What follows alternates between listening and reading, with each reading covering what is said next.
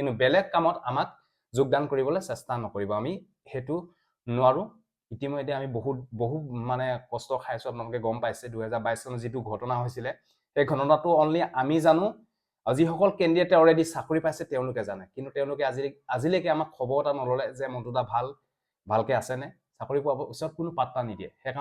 নমস্কাৰ জয় হিন্দ সকলোকে স্বাগতম জনালো মন্টু ডিফেন্স আসামলৈ Assam police new vacancy new recruitment 2025 and 2026 Assam পুলিচৰ ফালৰ পৰা পুনৰ নতুনকৈ পদ মুকলি কৰা হ'ব 2025 আৰু 2026 বৰ্ষৰ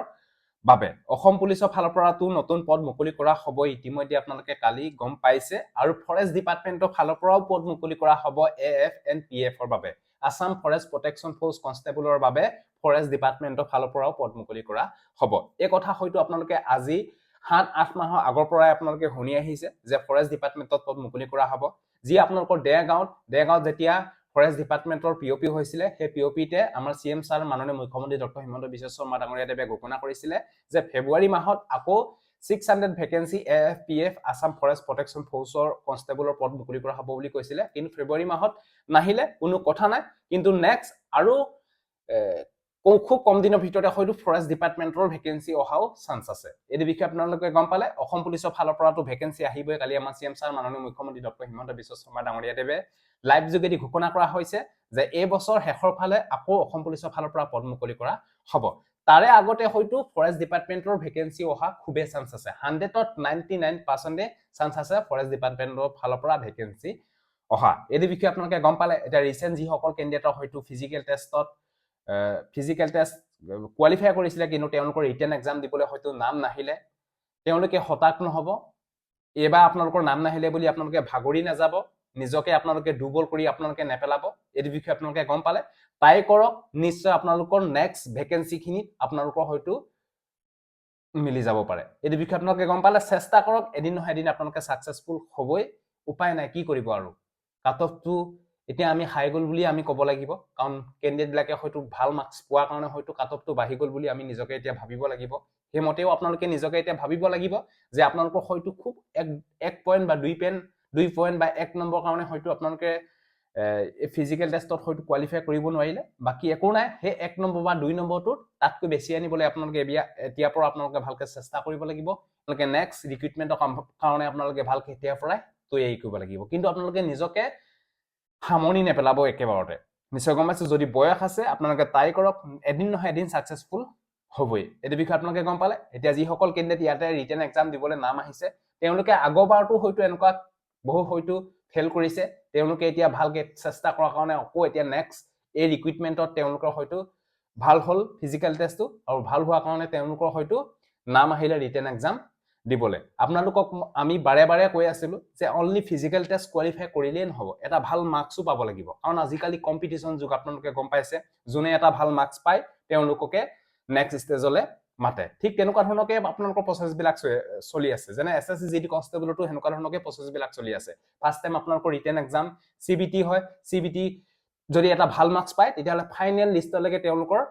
নামটো অহাটো সিওৰ যদি এটা ভাল কম মাৰ্কস পায় তেতিয়ালে ফিজিক্যাল টেষ্ট দিবলৈ নাম আহিলে তাবা নেক্সট আপোনালোকৰ হয়তো তেওঁলোকৰ মেডিকেল দিবলৈ এনেকুৱা ধৰণৰ নাম অহা চান্স কমি যায় সেইকাৰণে আপোনালোকে ফাৰ্ষ্টতে যেটো আপোনালোকৰ ইভেন্ট হয় সেই ইভেন্টতে এটা ভাল মাৰ্কস আনিবলৈ আপোনালোকে চেষ্টা কৰিব লাগিব কাৰণ আজিকালি কম্পিটিশন যুগ এটা দুটা এপ্লাই নকৰে লাখ লাখ কেন্ডিডেট এপ্লাই কৰে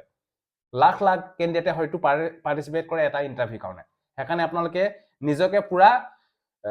বহুত মানে আপোনালোকে নিজকে পুৰা মোটিভেট হৈ লৈ পিনে আপোনালোকে পুৰা নিজকে একদম পুৰা ষ্ট্ৰং কৰিব লাগিব নিশ্চয় গম পাইছে মই নোৱাৰিম বা এবাৰ হয়তো মোৰ ৰিটেন এক্সামত ইমানখিনি ভাল মাৰ্কস পোৱাৰ পিছতো মোৰ নাম নাহিলে নেক্সট বাৰনো ক'ত আহিব এনেকুৱা ধৰণৰ হয়তো মনত আপোনালোকে কেতিয়াও ডিমোটিভেট নানিব আৰু লগতে এখিনিতে আপোনালোকক জনাবলৈ বিচাৰিছো যে অনলি এটা পদৰ কাৰণে আপোনালোকে মাথা মাৰি নাথাকিব যদি আপোনালোকে সৰকাৰি যিকোনো এটা পদৰ কাৰণে আপোনালোকে চাকৰি এটা পালে যদি হলে ভাবি আছে তেতিয়াহলে আপোনালোকে যিমান বিভাগ ওলাই সকলো বিভাগতে আপোনালোকে এবাৰ ট্ৰাই কৰক কিছুমানে হয়তো অনলি আসাম পুলিচৰ কাৰণে হয়তো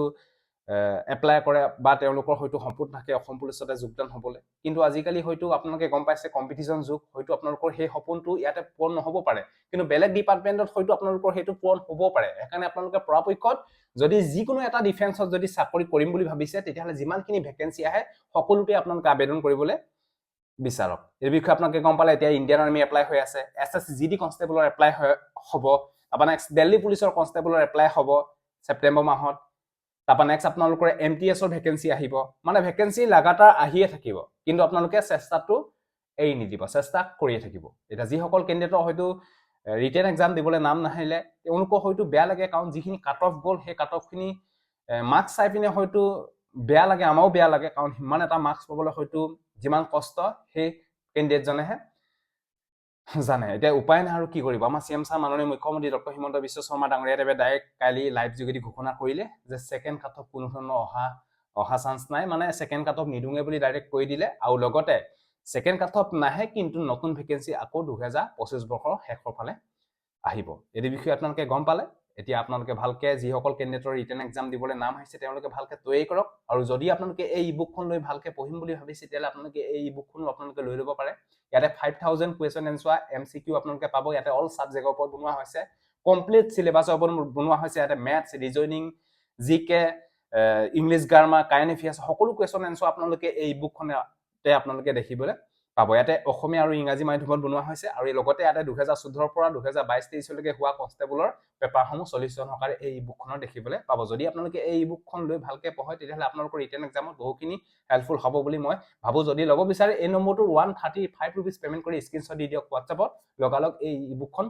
WhatsApp যোগেদি PDF সহকাৰে আপোনালোকক দি দিয়া হ'ব যদি আপোনালোকে ল'ব বিচাৰে লৈ ল'ব পাৰে আৰু বহুতে মোক খুদে বা বহুতে মোক কয় যে আপুনি সেকেন্ড লিষ্টৰ ওপৰত কিয় মাত নামাতিলে যেহেতু চাওক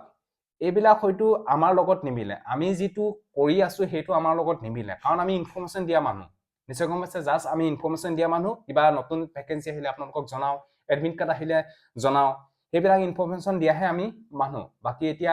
এইখিনি যিখিনি ডিপাৰ্টমেন্টেলি আহে এইখিনি ডিপাৰ্টমেন্টেলি কাম তাতে আমি হয়তো সংযোগ হ'ব নোৱাৰো কাৰণ এইখিনি ওপৰত এবাৰ মাত আমি নিজে ফচিছো আপোনালোকে গম পাইছে আমাৰ যেতিয়া বহুতে কৈ আছে যে মন্টুদাই নামাতে যেহেতু আমি কেনেকে মাতিম চাওক আমি অলৰেডি দেমামান ভুক্তভোগী আহিলো জেলত ভাতু খাই আহিলো এই বিষয়ে আপোনালোকে গম পালে সেইভাবে আমি সেইবিলাকো আগবাঢ়ি আমি যাব নোৱাৰো ইতিমধ্যে আমাৰ খাতাত সহি আছে এতিয়া আকৌ যদি গৈ পিনে এইবিলাক ভুল কৰো তেতিয়াহলে আমাৰ এটো নিজৰ প্ৰবলেম নিশ্চয় গম পাইছে যি ভুল কৰিলো এবাৰে কৰিলো আৰু নেক্সট টাইম আৰু ভুল আমি নকৰো সেইভাবে আমি এইবিলাকৰ ওপৰত মান মাতিব নোৱাৰো আপোনালোকে বেয়া নাপাব মোৰ পিনৰ পৰা আপোনালোকক হাতজো কৰিছো এই বিষয়ে আপোনালোকে গম পালে আমাৰ প্ৰবলেমটো আপোনালোকে এবাৰ চাবলৈ চেষ্টা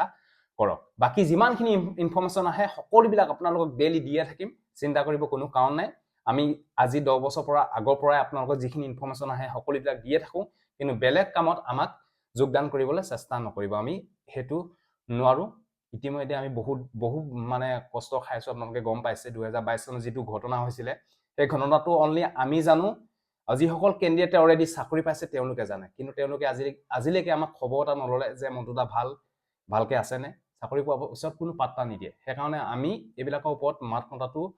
অধিকাৰ নাই বুলি আমি ভাবো বেয়া নাপাব কাৰণ আমি এইবিলাকৰ ওপৰত মান মাতি বহু হাঁহাস্তি খাই আহিছো নিশ্চয় গম পাইছে ঘৰ মানুহ বহু হাঁহাস্তি খালে গাঁৱতো বহুত বেয়াকে ওলালে এই বিষয়ে আপোনালোকে গম পাইছে সেইকাৰণে আমি যিখিনি ইনফৰমেশন আহে সেইখিনি আপোনালোকক কাৰেক্ট দিবলৈ আমি সদায় চেষ্টা কৰিম বাকি যিসকল কেণ্ডিডেটৰ হয়তো নাম নাহিলে তেওঁলোকে ধৈৰ্য ধৰক চেষ্টা কৰক এদিন নহয় এদিন সাকসেসফুল হ'বই নিশ্চয় গম পাইছে এতিয়া যিটো আপোনালোকৰ কম মাৰ্কস আছে সেই কম মাৰ্কসটো টাৰ্গেট কৰি লওক মাথাত ভয় লওক যে মই এই মাৰ্কটো কাৰণে নাপালো এটা নেক্সট ইয়াতকৈ ডাবল মাৰ্কস আনিবলৈ চেষ্টা কৰিব লাগিব সেইভাবে আপোনালোকে এবাৰ চেষ্টা কৰক নিশ্চয় আপোনালোকে সাকসেসফুল হ'বই অনলি অসম পুলিচতে এপ্লাই কৰি অসম পুলিচতে চাকৰি লম বুলি আপোনালোকে